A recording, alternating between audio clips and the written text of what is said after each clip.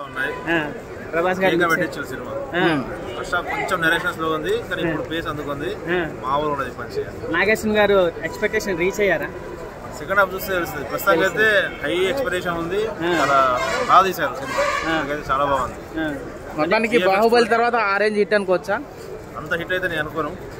చాలా సినిమా అయితే బాగుంది. స్టోరీ కొంచెం స్లో ఉందా?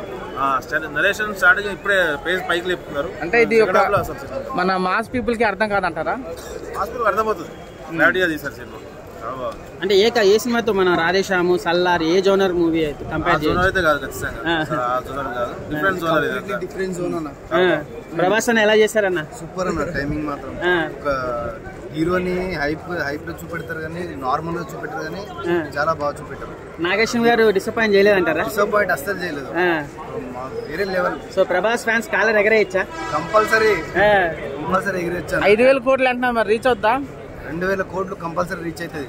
ఎలా అనిపించింది అన్న? క్లైమాక్స్ అరాచకం అంటున్నారు, అవతార్ రికార్డ్స్ బ్రేక్ చేస్తుంది అంటున్నారు. మీకు ఎలా అనిపిస్తుంది? అన్ని కోట్లు వస్తాయా? ఇంకా మూవీ కాలేదన్న, ఇంటర్వ్యూల వరకే అంటే ఫస్ట్ హాఫ్ అయింది మూవీ. అంటే ఇప్పుడు ఇంటర్వెల్ బ్యాంక్ అనేది అదిరిపోయేటట్టు నేను చెప్తాను, నేను చూశాను కదా. అంటే ఆ సినిమా రాధేశ్యాము ఆదిపురుష్ ఆ జూనర్ కాకుండా కంప్లీట్ గా డిఫరెంట్ గా తీశారు. అంటే మనం చూసే విజువల్స్ మరో వరల్డ్ అనిపిస్తుంది.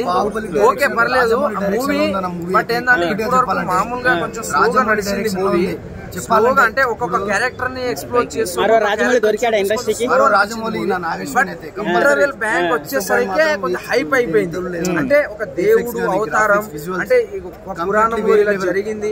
ఆ ఇంటర్వెల్ బ్యాంక్ ఒక 10 minutes మాత్రం వేరే కనిపించింది. అమితాబ్ బచ్చన్ సార్ రావడం, అదే సారిగా స్టోరీ ఆ ప్రభాస్ అనేది భైరవ్ అనేది తెలియడం, ఆ 10 minutes మాత్రం గూస్ బాంబ్స్ అనిపించింది ఇంటర్వెల్ లెవెల్. అంటే ఇప్పుడు సినిమాలో విలన్ క్యారెక్టర్ చాలా స్ట్రాంగ్ గా ఉంటేనే కమల్ హాసన్ భయపెట్టాడా? మరి స్ట్రాంగ్ ఉంది ఆ విజువల్స్, చాలా కొత్తగా ఏ సినిమాలో చెప్పాలంటే మరో బాహుబలి మరో రాజమౌళి అన్న, అంతేనా?